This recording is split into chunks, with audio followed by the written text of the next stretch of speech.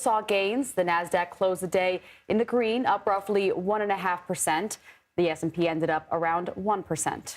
Javier David and Hardika Singh join us here on set. Javier is a CBS News contributor and a managing editor for business and markets at Axios.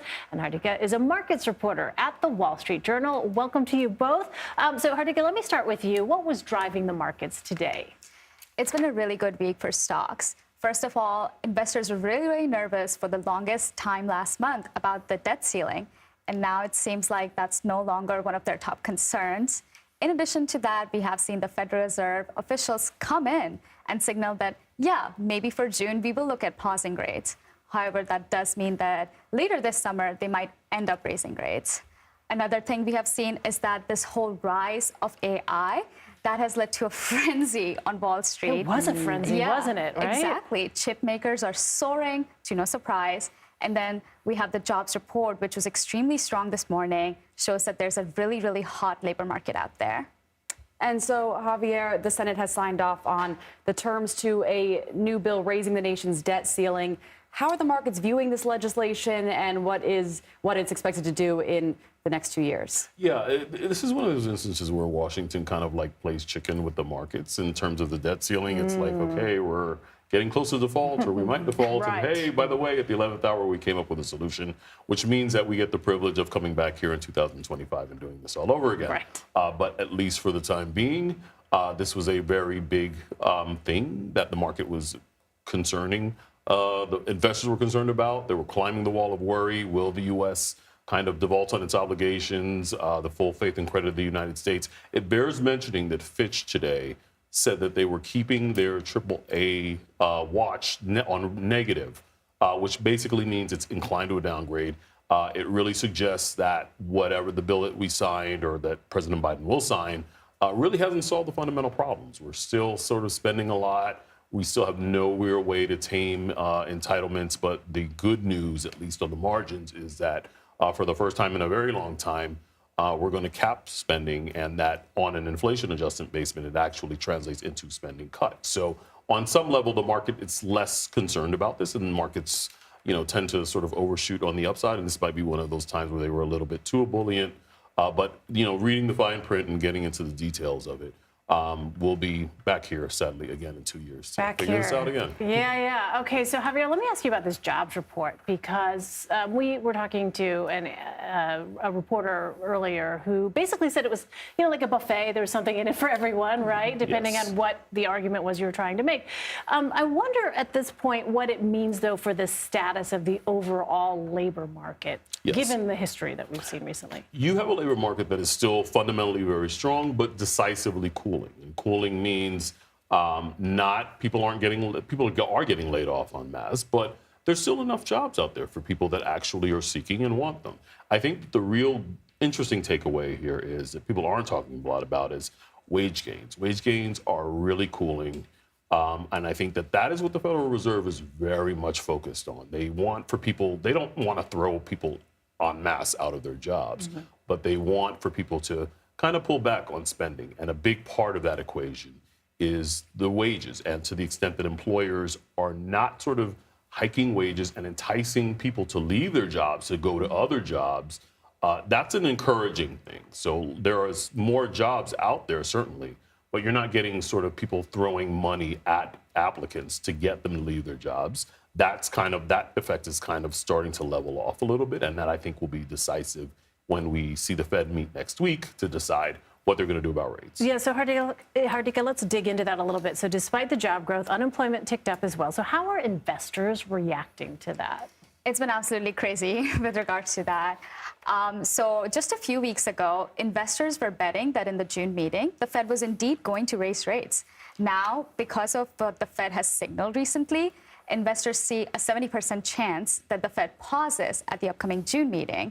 And there's a 50% chance that they raise rates at least once by July. So it seems like the positioning has switched yet again. And it's hard to say whether investors believe this jobs report will contribute to the Fed pausing or raising rates, but they are hopeful that the Fed's signaling, they can count on that for now. And so, Javier, Federal Reserve set to meet on inflation in less than 2 weeks. So how do you anticipate today's numbers affecting those discussions? Yeah, today's numbers were a little bit of a Goldilocks. Like the headline was kind of shocking, definitely above expectations. Was enough for the market to get excited and forget that it actually means the Federal Reserve will be more inclined to hike than they will do anything else. But at the same time, when you kind of look underneath the hood, the cooling of wage gains, the fact that the unemployment rate ticked up a little bit higher, more people joining the workforce, that's actually an encouraging sign in the long run. They might, again, they might pause. They might take, I think we've had a lot of tightening in the last year or so, and this is the fastest rate hike campaign that we've seen in recent memory. They may be time for them to sort of pull back and assess, but they could also say, look, the job's not done yet, and we feel the need to keep tightening until we get the level that we need on inflation. And so Bloomberg is reporting that Amazon is in talks with several wireless carriers about potentially launching its own mobile service for Prime members. So what impact could this have for both the world's largest online retailer and the telecom industry as a whole? Yeah, it's an interesting thing. Amazon and T-Mobile both went out of their way to knock that report down a little bit. If you think about how Amazon operates, they get into places where people are like the market is kind of crowded, and then they disrupt you and kind of force you to adjust. It's an intriguing sign. I think just a sign that people are like shopping more online. It's a way to facilitate that.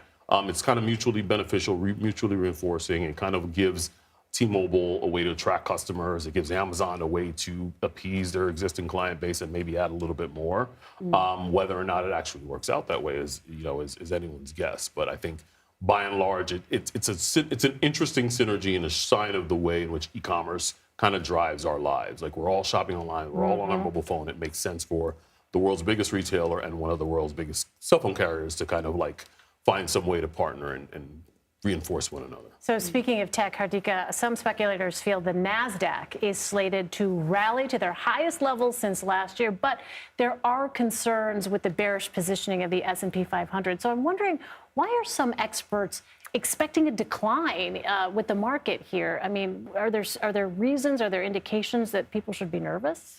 Yeah, so both the S&P 500 and the NASDAQ 100 are near one-year highs. Remember, just like a few months ago, this was not a thing, absolutely. So it seems like a lot of investors are wary of this year's rally because it's very top-heavy. There's a handful of stocks that are leading this rally, a lot of them being concentrated in these large-cap tech names, such as Apple, Microsoft, NVIDIA. So it's making it harder for them when there's not a broader sector rally. Essentially, we're not seeing stocks in the financial or healthcare or utilities or even energy, which was one of the top performers last year and the year before that rally. So it's been difficult. But it seems like right now, investors are really gloomy, really cautious on this S&P 500 rally. In fact, the most bearish since 2007. Whereas for the NASDAQ, they are expecting it to continue to rally, and bullish bets right now are at the highest levels since the end of last year. So, Javier, there's that saying that Wall Street is so vastly different than Main Street, right? For people watching at home, right, we're talking about the tech industry, we're talking about, these titans of industry, we're talking about where the trends are going and what investors are feeling. I mean, overall, where does the U.S. economy sort of sit right now, right? When we look at the jobs numbers, for instance, again, it's a mixed picture. Is the Fed going to pause? What are they going to do? Because they can't seem to get the inflation to slow down as much or as quickly as they want it to. Where does the economy sort of sit overall now? I think the best way to characterize it, it's a weird sort of limbo. We're not really growing, but we're not really like showing signs of a deep downturn. The economy's slowing, but it's not recessionary. If you have lost your job, there's a very good chance that you can easily get another one, maybe perhaps not with a big pay raise, but it's out there. So we're all still sort of adjusting. The economy is resetting, basically, to this new environment that we've had, where we've had more than a decade plus of low interest rates, and now we're in higher prices, higher interest rates. Everyone is trying to figure it out. I think it bears mentioning that corporate bankruptcy filings are on the rise. You're seeing a little bit of stress in the bond markets. That's a sign of how big companies that have tapped the capital markets are trying to adjust. So this limbo that we're in, I guess, for lack of a better term, suggests that maybe we don't necessarily get a recession, we get a slowdown without a recession, but it's not going to be a crash or a dramatic crash. And barring a, one of those black swan events that hopefully we don't see, we can, I think, more or less, we can continue to kind of plug along at this rate. All right, economic limbo. I can understand that. Thanks so much, Javier and Hardika. Great to see you both. Thank you. Thank you. Still to come on Money Watch this week, we'll take a deep dive into the Supreme Court ruling that labor advocates say could affect some workers' ability to strike. Then we'll tell you about new proposals for emergency braking technology that supporters say can save hundreds of lives.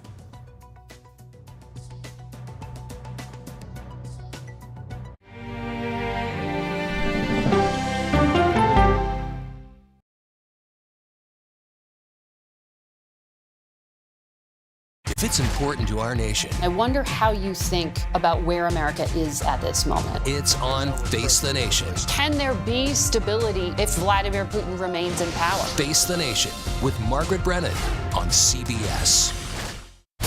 America Decides, taking you inside American democracy. The most important stories on a day-to-day, hour-to-hour basis. You're going to hear a lot of reporting. It is clearly a pivotal moment. Gun control, the economy, education. Both sides of the political aisle fight it out for power. Bringing you the analysis that you need. Thoughtfully, with context. Be part of the conversation. On CBS News Streaming. Welcome to America Decides. An original documentary from CBS reports. I always tell people that Twitter would not be Twitter without Black Twitter. It's just us being in fellowship with each other. And it becomes a conversation you don't want to be left out of. People really started to recognize the power of activism on Twitter. Based on that one tweet, the hashtag Oscar So White was trending around the world. If anything has really powered Black Twitter, it's been humor. If your food ain't right, we're going to tell you about that, too. We tend to create change, create culture and cool. That's how movements happen on Black Twitter and go beyond more than that. Black Twitter, the Twitterverse that changed a generation. Now streaming on the free CBS News app.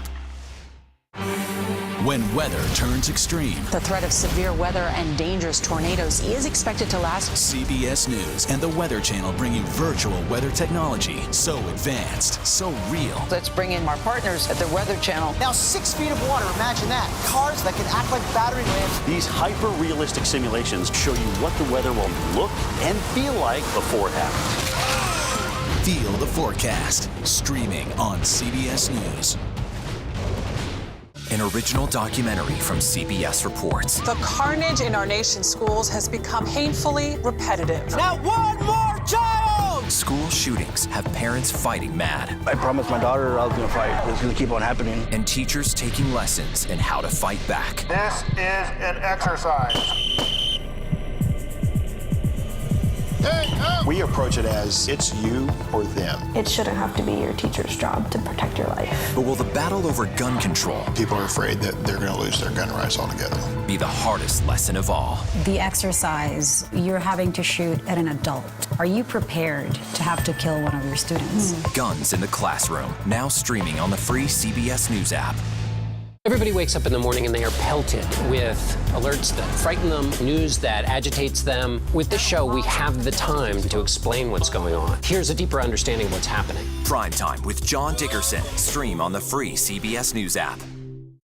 This week, the Supreme Court issued a ruling that could have a long-range impact on organized labor. In an 8-1 decision, the justices ruled that a concrete company could file a lawsuit against a workers' union after members went on strike in the middle of a job. Now, this comes amid a series of labor actions across the country, including strikes by teachers and the Writers Guild of America. Advocates now fear the Supreme Court decision could impact worker rights going forward. CBS MoneyWatch Associate Managing Editor Irina Ivanova joins us now. And Irina, help us break down this ruling. What did the court decide about striking? So this was a pretty complicated decision, and the case was pretty complicated itself. We should note that the right to strike is in federal law. You are allowed to strike. That's part of the National Labor Relations Act, but there are limits to it. For instance, you're not allowed to damage property, and workers have to take what's called reasonable precautions to protect an employer's property during a strike. So in this case, the company alleged that the workers didn't do that, and all the lower courts threw out the case. They said, this is not a question for us. This is a labor dispute. It should be for the National Labor Relations Board. So what the Supreme Court found was that this specific strike actually probably did fall into one of those exceptions in which the right to strike was not necessarily protected. And so because of that, they said it could go through the lower court. Now, that's it. They didn't say the lower court has to rule a certain way on it. They just said you're allowed to make a decision. But what this is likely to do, according to a lot of labor experts, is it makes the right to strike a lot more risky. You know, now if workers go on strike and property gets damaged in some way, and the employer can't allege that the workers, you know, somehow deliberately destroyed it or didn't take these reasonable precautions, that's potentially grounds for a lawsuit. Yeah, because as I understand it, so in this case, there was an incident where these cement trucks were left running, right? And these workers apparently going on strike left those trucks running, and that is why the employer, as I understand it, alleged that property was damaged because these cement trucks were just left going and going. But I wonder, are there broader implications? I mean, you mentioned what the labor unions are saying. I mean, could there potentially be an effect on future labor actions as a result of this ruling? Labor activists do fear that there absolutely could. And of course, the unions have put out some very militant statements. They're saying the right to strike itself has not been affected, which is absolutely true. But what I've heard from, you know, both labor side and employer side attorneys is that this is likely to make unions and workers much more cautious. You know, think about before you even demonstrate if somebody is liable or not, just the very threat that a strike could result in workers being dragged into court to defend themselves at length about what they did or didn't do, you know, that makes striking a lot more risky. It makes it a lot more expensive. If you have to think about those court expenses, it's likely to make workers and unions think twice before walking out. And Irina, we've been seeing a lot of strikes lately, and strike activity is at its highest level in years, with several unions threatening walkouts. So what can you tell us about the timing of any looming strikes now? It's certainly a very interesting timing. You know, as you mentioned, the Writers Guild is on strike. Potentially, the Directors Guild and the Actors Union may or may not go on strike, depending on how their negotiations go. And a lot of the more blue-collar unions have been very militant lately. The UAW is it started negotiations with the Detroit automakers, and they're being very militant about what kinds of things they say they want, what kinds of improvements they want.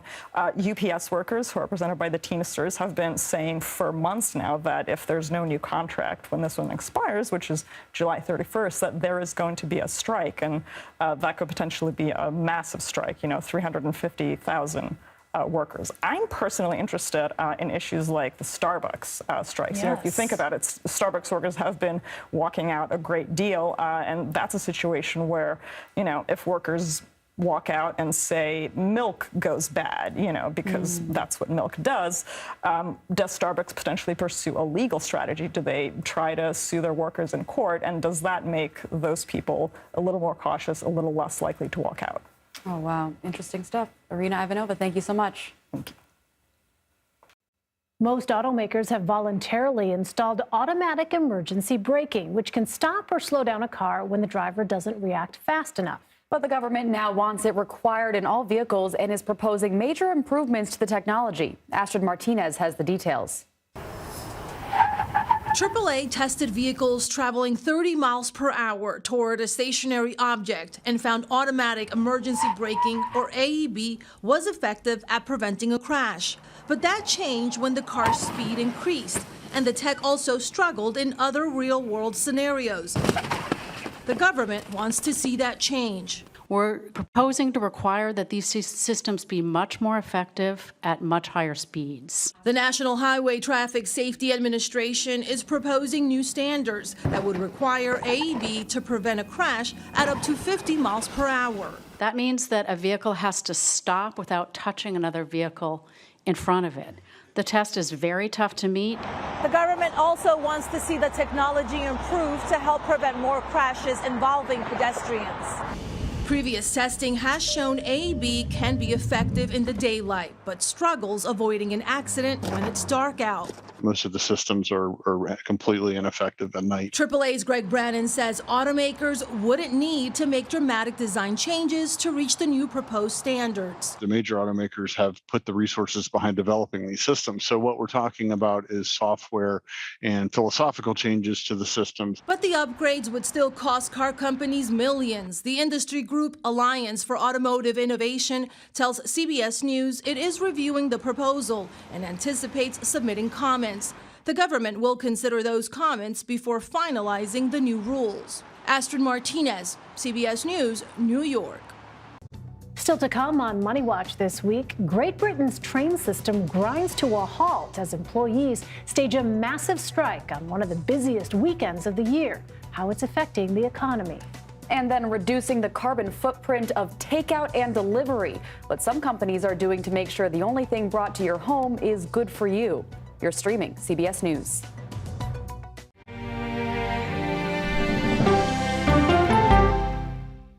An original documentary from CBS reports. AI is among the most world-changing technologies ever. Curing diseases, scientific breakthroughs, making lives better. They can help us with medical discovery, scientific discoveries, doing better agriculture, having cures for things like Alzheimer's. It's also going to really transform the way we work. The uplifting potential of artificial intelligence is limitless. It gives you a friend, somebody to chat with 24/7 that is non-judgmental. He makes me feel loved and desired. And so are its downfalls. The problem with all this AI is that it's unpredictable and uncontrollable. The choices we make now will have lasting effects for decades, maybe even centuries. The ChatGPT revolution, now streaming on the free CBS News app.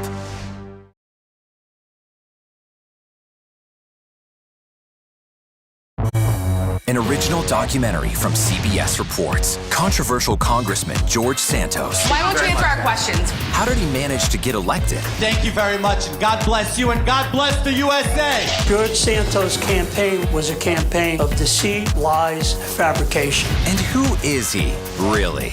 I knew him as Anthony DeVolder from Queens. Really, who he is, he's a fraud. I compare him to the Tinder swindler. From people who know him, the truth, the facts, the lies. He would say that he was worth $100 million.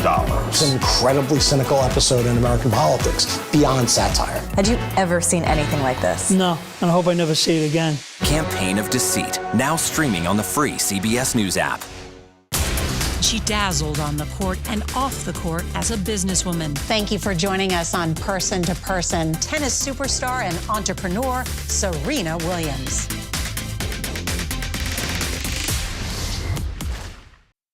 An original CBS Reports documentary. I asked my students, what are we going to do about racism in the United States? The backlash over teaching about racism in American schools. I don't think it has any place in the classroom. We can either pretend and say, no, we're not racist and we're all great people, or we can actually start to do the really, really hard work of addressing it. How did you lose your job? I made the statement that white privilege is a fact. Is it helping diversity and inclusion? When you bring in different people's stories and experience, it enriches education. If you don't talk about something, it doesn't go away. Or driving us further apart.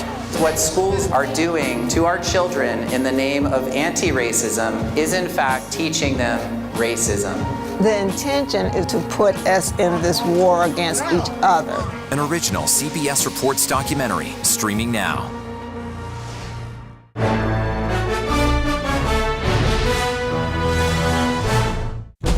An original CBS Reports documentary. I was entitled to equal pay for equal work under the law. Does the Supreme Court's power need to be checked? 9 Supreme Court justices, 5 of them said no, she's not entitled. That's not right.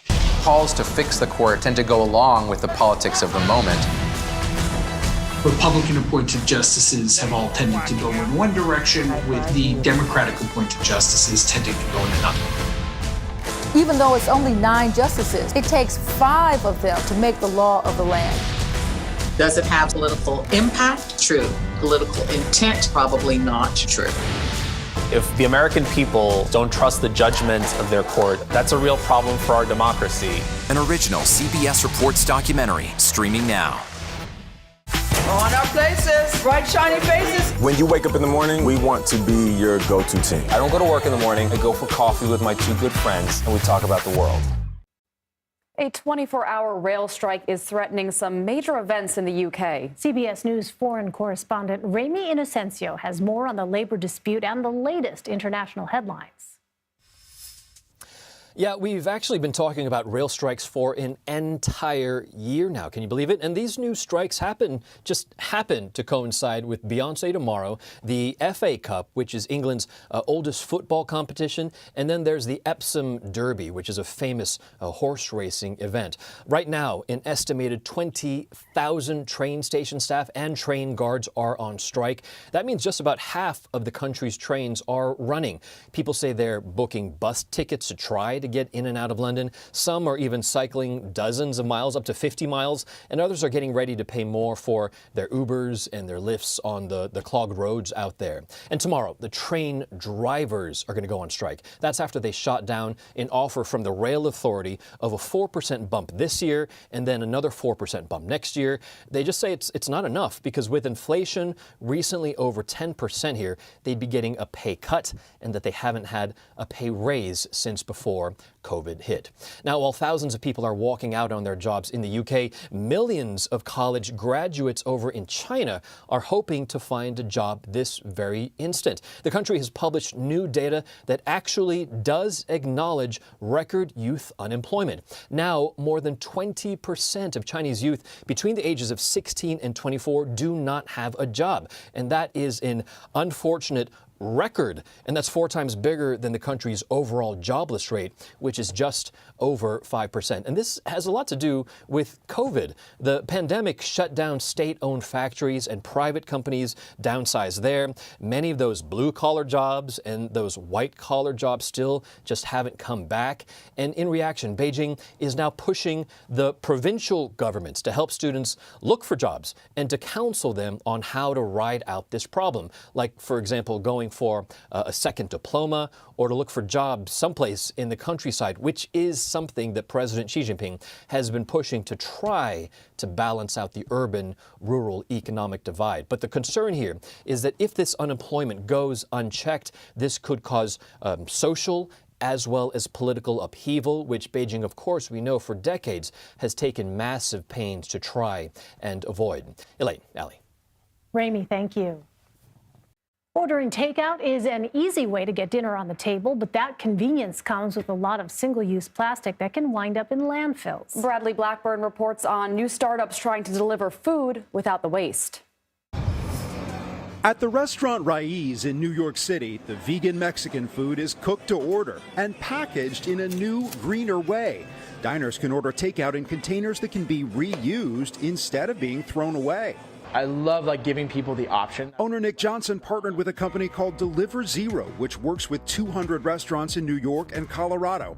All use the same system of containers. If we can make reuse easier than recycling and more transparent, people will adopt the system. CEO Lauren Sweeney says diners are charged $1 per order and can return containers to any Deliver Zero restaurant to be sanitized and reused. If you create a channel for people to return stuff and keep it in circulation, they're really enthusiastic about it. Other startups like Dispatch Goods and Bold Reuse are encouraging similar practices. A University of Michigan study found these kinds of containers need to be reused about a dozen times before they can make any kind of environmental impact. We see them used at least hundreds of times. So they're designed for up to 1,000 uses, and we have a 98% return rate.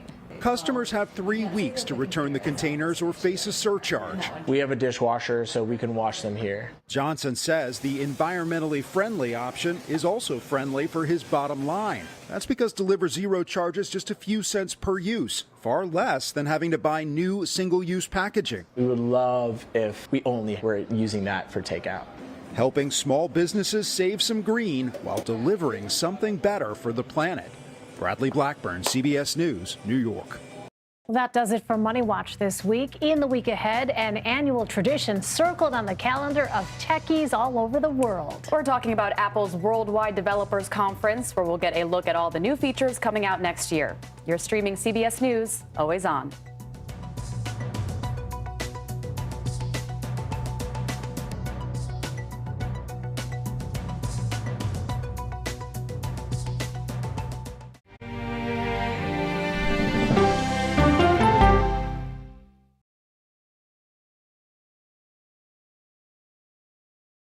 It's a history-making meeting. 4 extraordinary women who are all 4-star generals and admirals. How did you deal with being discriminated against? I just worked harder. The future of an ever-evolving U.S. military when we go person to person.